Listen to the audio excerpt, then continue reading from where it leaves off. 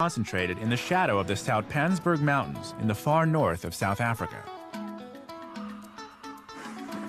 To the casual observer, they look and live much like any other traditional Southern African community.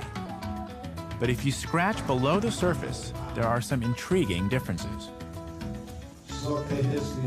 Here I am in South Africa, and there are these men wearing skull caps and talit, shoulder wraps. You would see this in any synagogue in America or Israel, but I never thought I'd see it here in South Africa. I want to find out how these people seem to have Jewish customs. Samuel Moeti is president of the Lemba Cultural Association. Pleasure. So, I'll be honest, I came into this village and the first word I heard was shalom, Yes. a Hebrew word. Yes.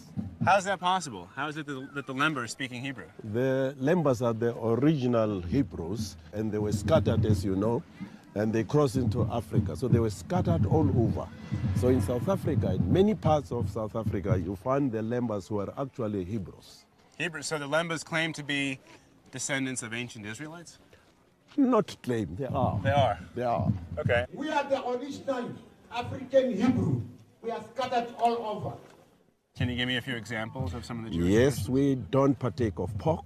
Okay. We don't mix milk with meat. It sounds to me like the Lemba have a unique culture surrounded by others who do not practice the same way. That is correct. We always believe that the Jewish people who live all over the world are our brothers because we come from the same root. Could it be that the Lemba are a lost tribe of Israel? To answer, perhaps the Lemba's oral history, handed down over the generations, can help us make a connection to the lost tribes of Israel. The Lemba's story goes like this. Thousands of years ago, they were forced out of Israel and settled in a place called Senna, which is believed to be the present-day Yemen. There, they lived as traders and craftsmen until war or natural disaster pushed them across the Red Sea and into Africa. Then began a slow migration south. Along the way, according to the Lemba, they built great stone cities. It's a claim that's fascinating. Himmler is convinced that Lemba ancestors did indeed come from the Middle East. I'm excited to get back to the Lemba to see what they make of this. And I've got the perfect opportunity. It's the Lemba's annual festival, and I've been invited. It's hard to believe that these people, who to the casual observer look just like the other African communities they live among, actually do have DNA passed down from Middle Eastern forefathers. This proves that when it comes to race, looks really can be deceiving. This annual festival is a chance for the oral history and traditional songs of the Lemba to be passed on to the next generation. This song tells the story of the Lemba's journey all the way from Israel to South Africa.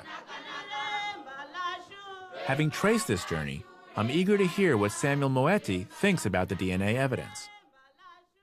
So the genetic testing actually proved to the doubters what you and your forefathers have been saying for generations. That must be exciting news. It is. I'll be honest, I hadn't heard of the Lemba. I knew very little about the people.